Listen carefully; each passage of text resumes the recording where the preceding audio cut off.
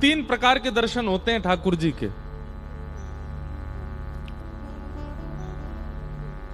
ठाकुर जी अगर आपसे मिलना चाहेंगे तो सबसे पहले आपके स्वप्न में दर्शन होगा। बस करना यह है कि उस स्वप्न दर्शन का कहीं भी प्रचार मत कीजिएगा। हां, गुरु के सन्मुख कह सकते हैं। सब लोग बैठ जाएं, कोई भी अब आए नहीं सामने, बस सुनो कथा। क्या बता रहा था मैं? सबसे पहला दर्शन कौन सा? स्वप्न दर्शन। और स्वप्न दर्शन का प्रचार नहीं। रस बतावे से रस को प्रचार करवे से रस घटे। इसलिए रस जितना हो सके उसको गोपनीय रखो। वस्तु जितनी अनमोल होती है उसको उतना गुप्त रखा जाता है, और जितनी गुप्त रहती है उतनी ज्यादा उसकी सुरक्षा बढ़ती है। भक्ति से ज्यादा अनमोल संसार में कुछ भी नहीं है। इसको जितना हो सके गुप्त रखो।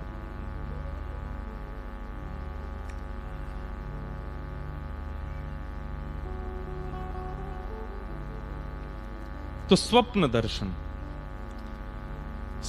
दर्शन जब आपको अनेक बार स्वप्न, प्रत्यक्ष ठाकुर जी नहीं दिखेंगे। दिखना यदि स्वप्न में प्रारंभ होगा तो सबसे पहले आपको भगवत धामों के दर्शन होंगे। जैसे वृंदावन का दर्शन होगा, यमुना जी का दर्शन होगा, निकुंजों का दर्शन होगा, कुंज लताओं का दर्शन होगा। केवल मंदिर दिख जाएगा, वैष्णव दिखेंगे, ठाकुर जी नहीं दिखेंगे। भगवत संबंधी धामों का, तीर्थों का, इनका दर्शन होना प्रारंभ होगा। धीरे धीरे फिर उसी दर्शन में ठाकुर जी के अंगों का दर्शन। कभी केवल भुजाई दिखेगी, कभी केवल चरण ही दिखेंगे, कभी केवल वक्ष ही दिखेगा, कभी केवल कट्टी कौंधनी दिखेगी। फिर उसका भी अनंत काल तक दर्शन करने के बाद फिर ठाकुर जी की ग्रीवा दिखेगी, कभी मुकुट दिखेगा, कभी कर्ण दिखेंगे, कभी तिलक दिखेगा। प्रत्यक्ष संपूर्ण ठाकुर जी नहीं दिखेंगे। नहीं तो स्वप्न में ही गोविंदाय नमो नमः, सीधे भगवत धाम की प्राप्ति हो जाएगी। हां, आपके सेवा के ठाकुर जी दिख जाएंगे प्रत्यक्ष। राधा रमन लाल जी दिखेंगे प्रत्यक्ष, बिहारी जी दिखेंगे प्रत्यक्ष। पर जो मूल स्वरूप श्री ठाकुर जी का प्रत्यक्ष है वो परिपूर्ण रूप से स्वप्न में नहीं दिखेगा। कभी कभी कुछ झलक दिखेगी। और स्वप्न दर्शन जब आप अनंत काल तक करते रहोगे और किसी से उसकी चर्चा नहीं करोगे, गोपनीय रखोगे, तो वही स्वप्न दर्शन फिर धीरे धीरे जागृत अवस्था में अनुभव के रूप में होने लगेगा। अनुभूति कैसी होगी? कभी बैठे हैं और बैठे बैठे सुगंधी आने लग जाए। बहुत सावधानी से सुनिएगा। कभी बैठे बैठे सुगंधी आने लग जाए, गुलाब की सुगंध आ रही है। अब आपके मन में भाव क्या आएगा कि कहीं गुलाब रखा होगा या कहीं इत्र होगा। सूर्य नारायण से भी रुका नहीं जा रहा है। वो कह रहे हैं हम भी आएंगे कथा में।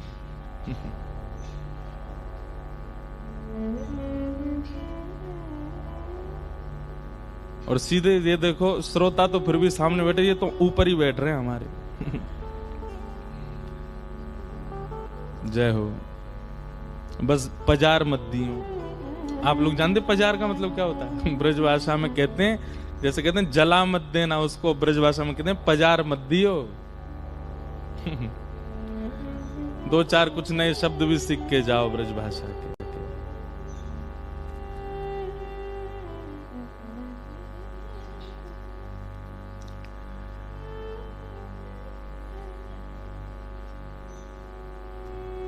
तुम निवेदन कर रहे थे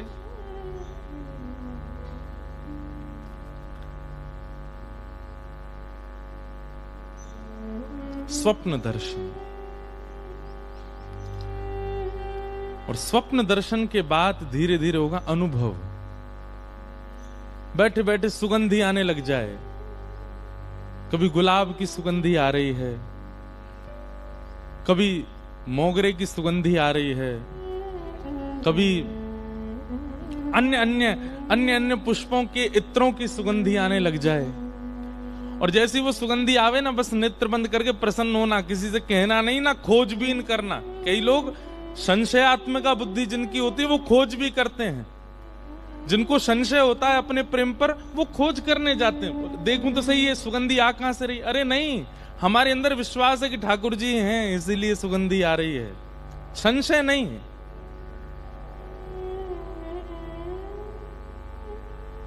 कई बार पता क्या होता है, जब भक्ति पर संशय होता है ना, प्रेम पर संशय होता है, तो फिर ठाकुर जी भी जबरदस्ती पुष्प प्रकट कर ही देते हैं। बोले ले तो संशय है, हाँ गुलाब धरो ही है, लेकिन संशय नहीं होना तो गुलाब होगा भी नहीं।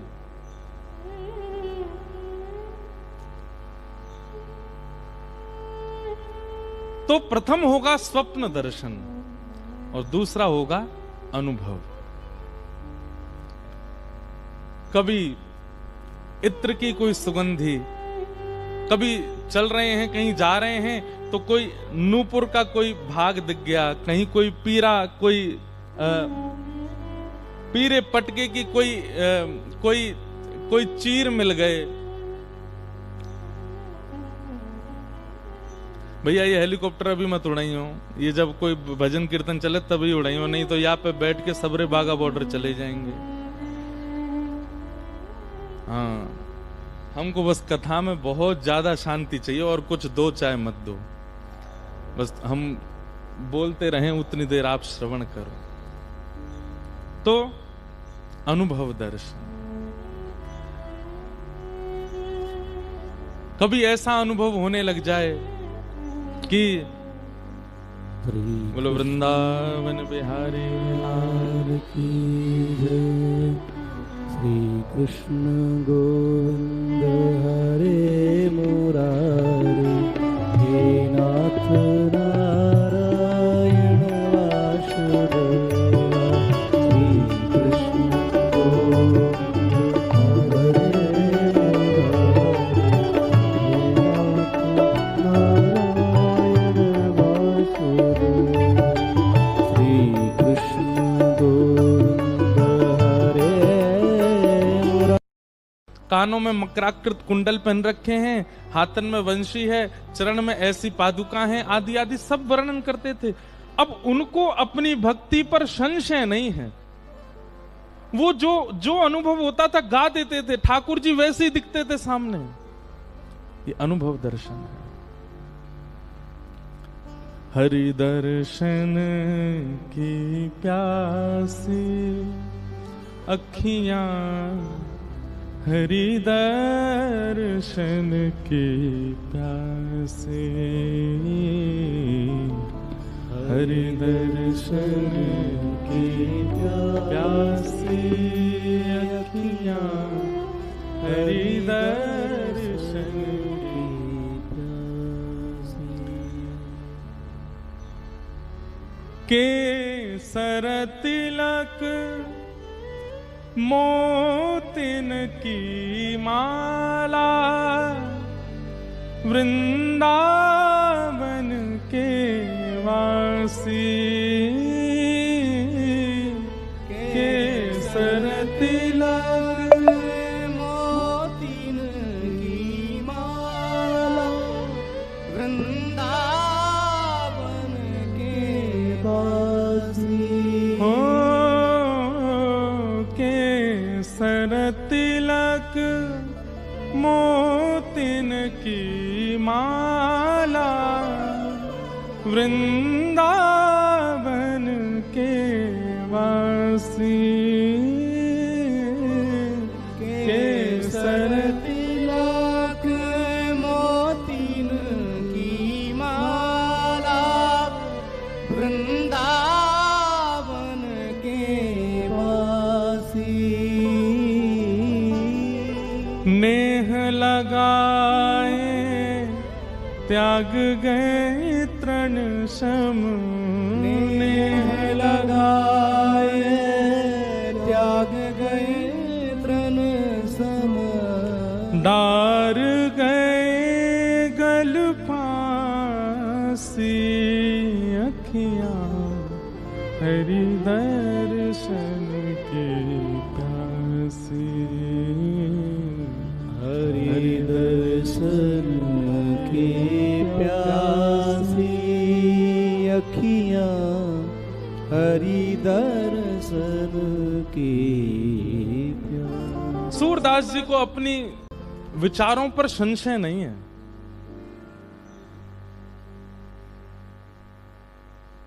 ठाकुर जी अगर इस श्रृंगार में हैं तो श्री सूरदास जी को किसी से पूछने की आवश्यकता नहीं है। उनको विश्वास है कि ठाकुर जी ऐसे ही हैं, इसी श्रृंगार में होंगे। ऐसी पाग है, ऐसी लटकन है, ऐसे नेत्र हैं, ऐसे अधर हैं, ऐसे गाल हैं, ऐसे कपोल हैं, और फिर ठाकुर जी वैसे ही उनको अनुभव कराते हैं।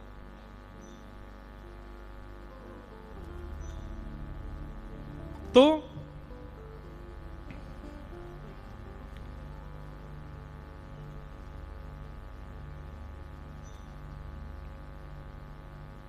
प्रथम है स्वप्न दर्शन और दूसरा है अनुभव दर्शन। और अनुभव यदि कभी कुछ हो रहा हो तो उस पर संशय मत कीजिएगा, उसको रीचेक करने मत जाइएगा कि मैं देखूं तो सही जो मुझे अनुभव हो रहा है वो सच है कि नहीं। आप विश्वास रखो सत्य ही है। मोर पिच पड़ा हुआ दिख जाए तो उस पर यह चिंतन नहीं होना चाहिए कि मोर निकल के गया है। श्याम सुंदर गए और उन्हीं के पंच मोर पिच में से एक गिर गए हो मेरे पास, धर लिया उठा, उस पर फिर रीचेक नहीं करना, उसको विश्वास अनुभव के प्रति। तो सबसे पहला स्वप्न, दूसरा अनुभव, और इन दोनों में यदि आप पास हो गए तो तीसरा हो त्रिभंग ललित श्याम सुंदर बंक नयन बंक मुस्कान। ठाकुर जी कैसे हंसते हैं। हमारे श्री चतुर्भुज दास जी कहते हैं बंक चितई मुस्काए के सुंदर वदन दिखाए। ठाकुर जी की मुस्कान भी बांकी, मतलब अब बांके तो टेढ़े मेढ़े हो मैं, मुस्कान कैसी टेढ़ी मेढ़ी है सके। मुस्कान तो एक ही शेप में होती, पर नहीं, ठाकुर जी हंसते भी टेढ़े मेढ़े, ऐसे नटखट हैं। एक बार तो या गालते हंसेंगे, फिर दूसरी बार या गालते हंसें, दोनों गालनते एक संग ना हंसें, कभी यहांते कभी वहांते। बंक चितय मुस्काए के। तो प्रथम है स्वप्न दर्शन, दूसरा है अनुभव दर्शन, और तीसरा है प्रत्यक्ष दर्शन।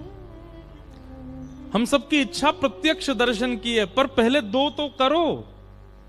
हम सबको स्वप्न में कभी ना कभी अनुभव होता है, परंतु हम तुरंत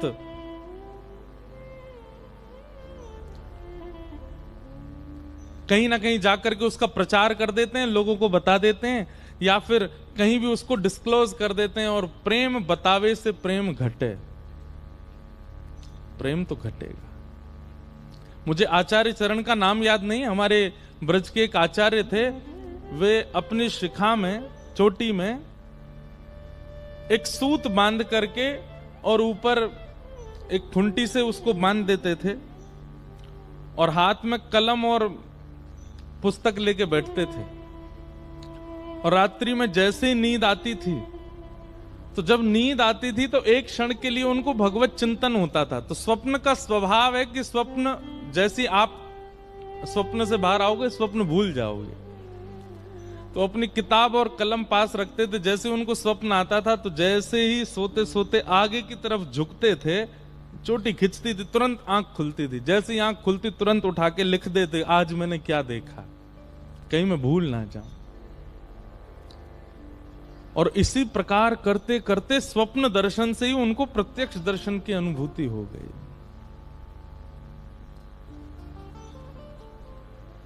ये तीन प्रकार,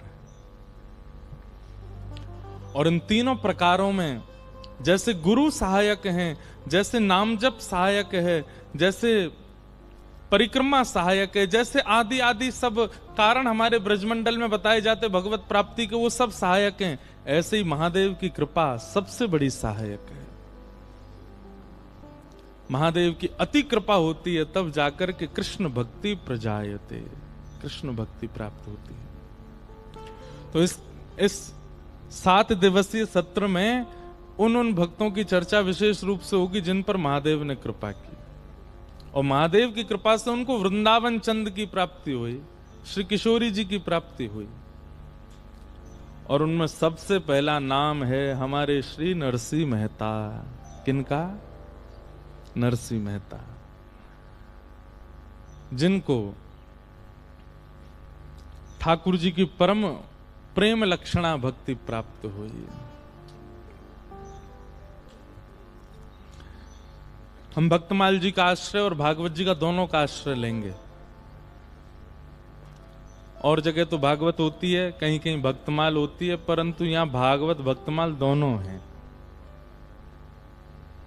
इसलिए बहुत सावधानी से सुनिएगा।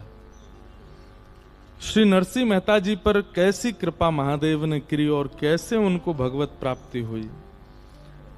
भक्तमाल जी के छप्पे को पहले हम गाएं, फिर उस छप्पे की व्याख्या में ही नरसिंह जी का चरित्र सुनेंगे। जगत विदित नरसिंह भगत, गुज्जर धर पावन कियो। जगत विदित नरसिंह भगत, गुज्जर घर पावन कियो। जगत विदित नरसिंह भगत, गुज्जर धर पावन कियो। सुन के गाओ। जगत विदित नरसिंह भगत, गुज्जर धर पावन कियो। हाँ महास्मारत लोग भगति लोलस न जाने। महास्मारत लोग भगति लोलस न जाने। माला मुद्रा देखता सुखी निंदा ठाने। माला मुद्रा देखता सुखी निंदा। हो ऐसे कुल उत्पन्न भयो, भागवत शिरोमणि। ऐसे कुल उत्पन्न भयो, भागवत शिरोमणि। ऐसे कुल उत्पन्न भयो, भागवत शिरोमणि। ऐसे कुल उत्पन्न भयो, सरते सर कियो खंड दोष ही खोयो। जिन उसरते सर कियो खंड दोष ही खो। हाँ बहुत ठोर पर चौदियो, रस रीति भक्ति हृदय ठानी। बहुत ठोर पर चौदियो, रस रीति भक्ति जहाँ। हाँ जगत विदित नरसिंह भगत, गुज्जर धन पावन। जगत विदित नरसिंह भगत, गुज्जर धन पावन। जगत विदित श्री नाभाजी कहते हैं, 2 भक्त ऐसे हैं भक्तमाल के जिनको पूरा विश्व जानता है, और भारत की लगभग समस्त प्रांतों में, समस्त भाषाओं में इनकी कथाएं गाई गई हैं। उनमें पहले हैं श्री नरसिंह मेहता जी और दूसरी हैं हमारी भक्तमती मीराबाई। भारत के लगभग सारे प्रांतों में, गुजराती में, मराठी में, मारवाड़ी में, हिंदी में, बंगाली में, तमिल में, सब में नरसिंह मेहता जी का चरित्र गाया जाता है। लेकिन अधिकतर प्रसिद्धि हो जाती है नानी बायरो मायरो, उसी की प्रसिद्धि ज्यादा है, जबकि वो केवल नरसिंह मेहता जी के संपूर्ण चरित्र का एक छोटा सा खंड है जहां भात का प्रसंग आता है। जगत विदित नरसिंह भगत, सब जानते हैं नरसिंह मेहता जी को। नरसिंह मेहता साक्षात श्री मुचकुंद जी के अवतार हैं। बहुत सावधानी से सुनिएगा सब लोग जितने भी बैठे हैं।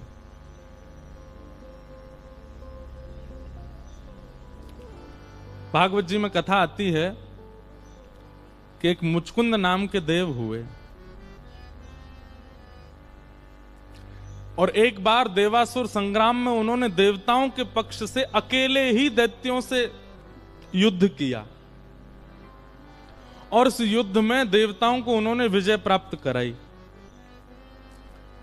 जब देवताओं ने यह देखा तो प्रसन्न होकर के कहा, मुचकुंद कुछ मांगो, हम तुमसे बहुत प्रसन्न हैं, आपने हम देवताओं की रक्षा के लिए इतना इतना युद्ध किया, कुछ मांगिए वरदान, क्या चाहिए। सब देवता सामने खड़े थे और मुचकुंद वरदान मांगते हैं कि मुझे अखंड निद्रा प्राप्त हो, मैं सोना चाहता हूं और ऐसा सोना चाहता हूं कि मैं बस सोता ही रहूं, जब उठूं मेरी नींद कोई भंग करे तो जल करके भस्म हो जाए, मुझे सोने दे। क्यों? क्योंकि दैत्यों से युद्ध करने में अनेक युगों तक मुचकुंद सोए नहीं थे। अच्छा, वास्तव में देखो, एक मेरी बात बहुत ध्यान से सुनिएगा, भक्त का एक स्वरूप ऐसा भी होता है कि कहीं उसकी बहुत प्रशंसा ना हो जाए तो वो अपनी भक्ति को किसी दोष की आड़ में छुपा करके बोलता है। बहुत सावधानी से सुनिएगा इस बात को। कहीं मेरी प्रशंसा ज्यादा ना हो जाए इसलिए वो अपनी भक्ति को किसी दोष की आड़ में छुपा लेता है। जैसे, ए भैया तुम रात में कहां जाते हो? अब जाते तो हैं श्री राधा कुंड, जाते तो हैं श्री वृंदावन, जाते तो हैं राधा रमन जी की देहली पे, जाते तो हैं राधा वल्लभ जी में। कई भक्त ऐसे हैं वो शयन के बाद मंदिरों की देहली पे बैठे रहते हैं, वहां बैठे बैठे श्री किशोरी जी को याद करते हैं। लेकिन कहीं हमारी ज्यादा प्रशंसा ना हो जाए तो क्या कह देंगे, अरे वो हमारे नगर में एक जगराता हो रहा है, कुछ लोग जो है नाच रहे हैं, गा रहे हैं, एक ब्याह हो रहा है, उसमें ब्याह में जा रहा हूं, थोड़ा माहौल देख के आऊंगा। अब उस करने क्या जा रहा है? भक्ति, लेकिन छुपा कहां रहा है? एक दोष की आड़ में। कई लोग ऐसे होते हैं, यह भी एक दोष है, वो अपनी भक्ति को ऐसे प्रकट कर देते हैं कि सामने वाले को सोचना भी ना पड़े, उसको पता चल जाए कि ये भगत है। क्या बात है भैया, आप इतने उतावले क्यों हो रहे हो? कहां क्या करें, अब आप आ गए हो, नहीं तो 7 बजे मैं तो परिक्रमा चला ही जाता हूं, अब 7:30 बज रहे हैं, अब आपकी वजह से मैं थोड़ा विलंब हो रहा है मुझे। भक्ति प्रकट कर दी। कुछ संतों से यह भी सीखिए कि भक्ति को कैसे दोष में छुपाना है। सामने वाले को तो यूं लगे, अरे राम राम, ये तो महादोषी है, इसके अंदर तो महासंसारी गुण है। भैया नजर आपको नहीं लगती, नजर आपके स्वरूप को नहीं लगती, नजर आपकी भक्ति को लगती है। उस भक्ति को बचाओ। अपनी नजर उतरवाते रहते हो, अपने रूप के ऊपर जो है कालो टीका लगवाते रहते हो, सब काम करवाते हो, भक्ति को नजर लग रही है। और आजकल सबसे ज्यादा लग रही है। हमारी भक्ति दिन प्रतिदिन क्षीण होती जा रही है। उसके लिए एक यह उपाय है, क्या कि अपनी भक्ति के साधन को एक दोष बता करके, सामने वाले को तो यूं बता दिया, कहां जा, हमें नींद आ रही बहुत जोर से भैया, थक गए, हम तो हार गए, बता रोम रोम दर्द, भैया तुम बैठो, तुम सबरे गप मारो, मैं तो सोवे जा रहा हूं। अरे भैया तो नींद ही आती रहे। सामने वाला आपको दोषी समझे, लेकिन आप कक्ष में जाकर के तुरंत स्नान ध्यान करके आसन लगा के बैठ गए। लेकिन ये होता नहीं है हमसे। हम जब कोई नियम करते हैं तो हमारे अंदर स्वभाव आ जाता उसका प्रचार करने का। हम स्पष्ट कह देंगे, भैया देखो मेरे पास बैठने का समय नहीं है, मैं जाऊंगा, मेरा भजन का समय हो गया। परंतु यदि भक्ति प्रगाढ़ जब हो जाती है तो आप उसमें दोष बता देते हो, सामने झूठ बोल दो। अपनी भक्ति को जितना हो सके उसमें सामने वाले को प्रकट मत करो कि आप क्या करते हैं भक्ति भाव में। परिक्रमा लगाने जा रहे हैं वृंदावन की, कह दो पिक्चर लगी है एक मथुरा में, देखवे जा रहे हैं भाई। जब आप संसार के प्रेम भाव में, कोई सिखाता नहीं, वहां अपने आप झूठ बोलते हो, अपने आप, अपने झूठ नहीं, छुपाया जाता है प्रेम को, प्रेम को ढका जाता है। ठीक वैसे राधा रमन जी गए, बिहारी जी गए, वृंदावन परिक्रमा गए, कहीं कथा सुनने के लिए गए, सच बता सकते हैं, कोई दिक्कत नहीं है, लेकिन फिर भी वहां कुछ उल्टा ही बोल जाओ।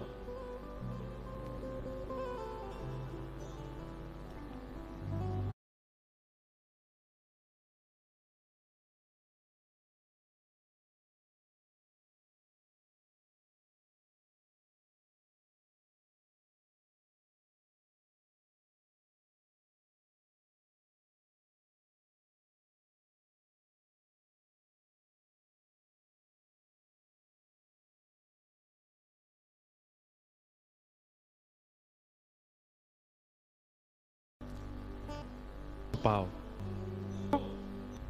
बात सुना रहे।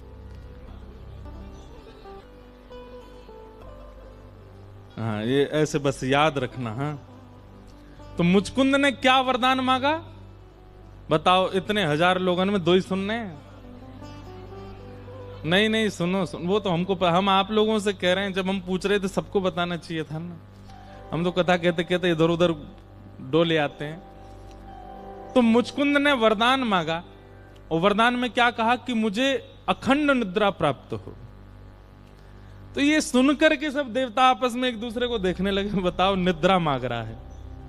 तो इंद्र आदि देवता सोचे बहुत दिनों तक इसने जो है जग करके युद्ध किया ना, इसलिए निद्रा मांग रहा है। लेकिन मुचकुंद जानते हैं मन में कि इन सबको तो यही लगे कि मैं सोवे जा रहा हूं, लेकिन वास्तव में मैं तो चिंतन करने जाऊंगा। नारद जी महाराज वहीं खड़े थे। नारद जी समझ गए कि ये मुचकुंद अखंड निद्रा नहीं मांग सकता। इसके सामने देवता खड़े हैं, ब्रह्मा खड़े हैं, इंद्र खड़े हैं, शिव खड़े हैं, सब खड़े हैं। इन सबसे ये चाहता तो कुछ भी मांग सकता था, निद्रा कौन मांगता भाई? भक्त ही समझ पाता है चोरी को। हमारे एक महाराज जी हैं, वो फ्लाइटों में घूमते रहते हैं। उनसे मैंने पूछी, मैंने महाराज जी एक बात बताओ, फ्लाइट में क्यों घूमते हो? तो पता क्या उत्तर दे? बोले परियों को देखने जाता हूं। फ्लाइट में जो फ्लाइट अटेंडेंट रहती है ना, उनको परी बोलते हैं। वो बोले परियों को देखने जाता हूं। अब सामान्य व्यक्ति होगा तो क्या सोचेगा? राम राम राम राम, बताओ ये परियों को देखने जाते हैं ऊपर। लेकिन यहां वो अपनी भक्ति छुपाते हैं। आपके मन में केवल इतना भाव प्रकट कर देते हैं कि वो परी देखने जा रहे, महाराज जी तो देखो फ्लाइट में देखने जा। नहीं, उनका कोई भक्ति स्वरूप है, वो उसको छुपा रहे हैं, आपसे कह रहे हैं कि परी देखने गए। एक बार मैं उनके साथ कहीं गया तो किन्हीं के घर पे गए थे, तो वहां बहन जो थी वो जल लेकर के आई। तो जैसे जल्दी, महाराज जी आप कुछ लेंगे? महाराज जी कहते हैं, बोले कुछ नहीं चाहिए, सब मिल गया। बोले महाराज जी आपने तो कुछ नहीं। नहीं, तेरे चेहरे से नजर नहीं हटती, नजारे हम क्या देखें। अब सामने वाला बेचारा विचलित हो जाए उनके भाव से, अरे राम राम जी क्या कह रहे हैं। लेकिन उनका भाव हम समझ गए कि वो अपनी भक्ति को ऐसे दोष बता करके छुपाते। स्पष्ट मत कह दीजिए कि आपका नियम क्या है, आपका भाव क्या है। प्रेम में तो छुपाना प्रेम का स्वरूप है। मुचकुंद कहता है कि मुझे अखंड निद्रा प्राप्त हो। नारद जी महाराज समझ गए, बोले कि ये निद्रा के लिए नहीं, ये सब देवताओं के चित्त में दोष बुद्धि प्रकट करवा रहा अपने लिए, और स्वयं जाकर के भजन करेगा। तब श्री नारद जी महाराज ने कहा, मुचकुंद हम जान गए तुम्हारे मन में भाव क्या है, अब एक काम कीजिए। बोले क्या? गुरु के बिना भजन में प्रवेश कहीं ना कहीं दोष हो जाता है। देखो, गुरु के बिना अगर आप करते हैं तो कोई दोष मतलब ऐसा नहीं है, लेकिन हाँ वही बात है ना कि बिना एक रक्षक के यदि किसी स्थान पर जाओगे तो वहां पर भय बना रहता है लुट जाने का या किसी और क्रिया का। इसलिए गुरु रूपी रक्षक संग में होना चाहिए। इसलिए जब भी आप नाम जप भी करते हैं ना, कई लोग कहते हैं नाम जप में हमारा मन नहीं लगता, पहले गुरु स्मरण करो, गुरुदेव के चरणारविंदों का स्मरण करके तब नाम जप में जाओ, आपका भजन पहले से अधिक बढ़ेगा। क्योंकि गुरु के संरक्षण में यदि जाओगे। और एक और बात हम आपसे निवेदन करें, आप चाहे गौड़िया वैष्णव संप्रदाय के यहाँ बैठे हैं, चाहे रामानंदी बैठे हैं, रामानुजी बैठे हैं, हरिवंशी बैठे हैं, हरिदास जी बैठे हैं, सब लोग सुनिए, अपने गुरुदेव से लेकर के अपने गुरु के गुरु, गुरु के गुरु, ऐसे 8 गुरुओं का नाम तो आपको याद होना चाहिए।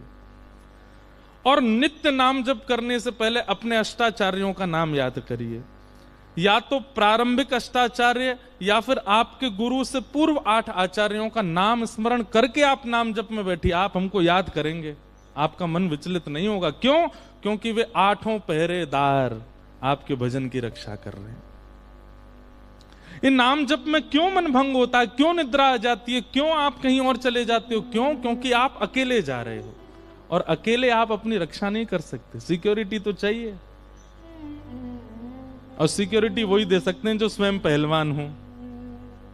गुरु हमारे पहलवान हैं, उनके संरक्षण में नाम जप में जाइए, उनके संरक्षण में कथा सुनने से पहले भी अपने 8 आचार्यों का नाम स्मरण करके प्रणाम। अगर नहीं याद है तो अब की बार जब भी गुरु घर जाइए, 8 आचार्य प्रारंभ के और 8 आचार्य आपके गुरु से पूर्व के 16 आचार्यों के नाम याद करके आइए। कि हमारी रामानुज परंपरा में ऐसा भाव बताते हैं कि आचार्य, और जब भी किसी मंदिर अपना परिचय ठाकुर जी को दीजिए, उनके शिष्य वो, उनके शिष्य वो, उनके शिष्य वो, उनके शिष्य वो, ऐसे 8, और उनका शिष्य मैं। आपको प्रणाम करता हूं ठाकुर जी। ठाकुर जी प्रसन्न हो जाते हैं। आपकी क्षमता नहीं कि ठाकुर जी को प्रसन्न कर सके, पर आपके गुरु स्मृति तो ठाकुर जी को प्रसन्न करेगी ना। इसलिए छोटी छोटी बातें हैं, इनको याद रखिएगा। और श्री नारद जी महाराज ने मुचकुंद को 12 मंत्र दिया, बोले जब तक तुम निद्रा में रहो इसी मंत्र का चिंतन करना। और श्री मुचकुंद जी महाराज हमारे वृंदावन से थोड़ी दूर पर धौलपुर है, वहीं मुचकुंद गुफा है, वहां जाकर के श्री मुचकुंद जी महाराज निद्रा में, सबके लिए तो निद्रा में चले गए, लेकिन वैसे भाव में चले गए, ठाकुर जी का स्मरण कर रहे हैं। 1000 वर्षों तक मुचकुंद जी सोते रहे, सो नहीं रहे हैं। नरसिंह मेहता इतने श्रेष्ठ भक्त हो गए, उसका कारण है कि उन्होंने पूर्व जन्म में ही भजन किया है। उनकी पूर्व जन्म की भक्ति फल दे रही है उनको। कभी भी किसी भी व्यवस्था को नकारात्मक मत मानो, उसमें कोई भगवत भाव सोच लो, तो जब भी वो अव्यवस्था होगी आपको लगेगा कि ये तो भगवत भाव है। जैसे अगर आप सोच लो कि मुझे जब जब ठोकर लगती है तो मुझे लगता है ठाकुर जी याद कर रहे हैं, तो आगे से जब भी ठोकर लगेगी, अच्छा ठाकुर जी याद कर रहे थे आप। नहीं तो ठोकर लगने पर क्या सोचते थे, पता नहीं कोई गाली दे रहा है, जीभ कट गई, अरे जीभ कट गई, कोई गाली दे रहा है। ये जितनी नकारात्मक चीजें आपके साथ होती हैं, सब में ऐसा विचार करो, इसमें कोई भगवत भाव जोड़ दो, आगे से वो जब भी होगा उस स्थिति में आपको ठाकुर जी की याद आएगी। अब हमारा तो कथा का काम है, सब जगह जब लाइट जाती है तो हमने फिर ये भाव रख लिया ठाकुर जी आ गए। अब इसका ऐसा प्रभाव देखने को मिला कि कई बार ऐसा प्रसंग चल रहा होता है जहां ठाकुर जी प्रकट हुए और लाइट गई, वो अपने आप सार्थक हो जाती है बात। तो क्या बता रहे थे हम, मुचकुंद जी ने 1000 वर्षों तक भगवत भजन किया, और 1000 वर्षों तक वहीं सोते रहे, आनंद करते रहे, ठाकुर जी का स्मरण करते रहे। सब देवताओं को लग रहा है कि मुचकुंद सो रहे हैं, मुचकुंद गहरी निद्रा में खर्राटे ले रहे हैं, लेकिन वास्तव में मुचकुंद भजन कर रहे हैं।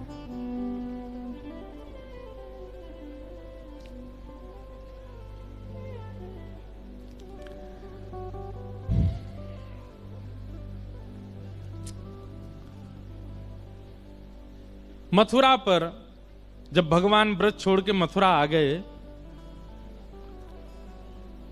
तो मथुरा पर एक तरफ से तो जरासंध ने चढ़ाई की और दूसरी तरफ से काल यवन ने चढ़ाई की।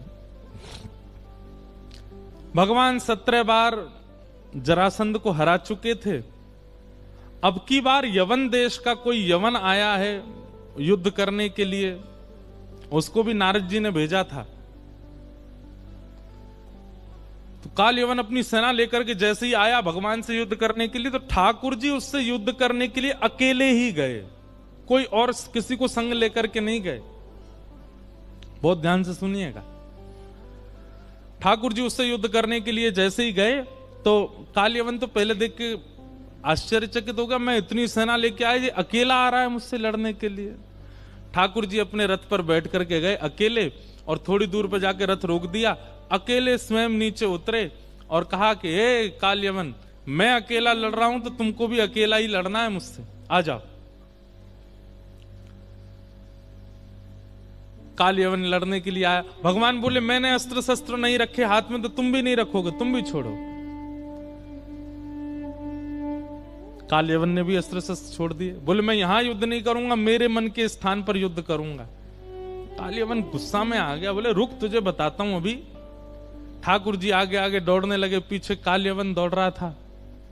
ठाकुर जी सीधे ले गए उसको मुचकुंद की गुफा में।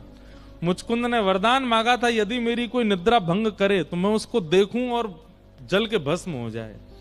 ठाकुर जी गए, तुरंत अपनी काली कमरी उतार करके सोते हुए मुचकुंद के ऊपर डाल दी। कितना बड़ा सौभाग्य। जा कारी कमरी के काजे पूरा ब्रजमंडल बाबरो रहो, वो पहली बार कौन को प्राप्त भाई? मुचकुंद को प्राप्त हुआ। मुचकुंद के ऊपर ठाकुर जी ने उसको उड़ा दिया और स्वयं जाकर छिप गए गुफा में। पीछे से काल यवन जैसे ही आया, उसने आकर के देखा, ए छलिया माखन चोर, देख यहां कैसे काली कमरी में छुप करके ढक करके अपने आप को छुप गया है मुझसे, रुक मैं तुझे अभी बताता हूं। जैसे ही उसने मुचकुंद को जोर से हिलाया, तुरंत खड़ा हुआ, नेत्रों से अग्नि प्रकट हो गई और काल यवन जल करके भस्म हो गया। और जैसे ही काल यवन की मृत्यु हुई, तभी उसको देखा त्रिभंग ललित श्याम सुंदर खड़े हैं दूर। नेत्र सजल हो गए ठाकुर जी के चरणों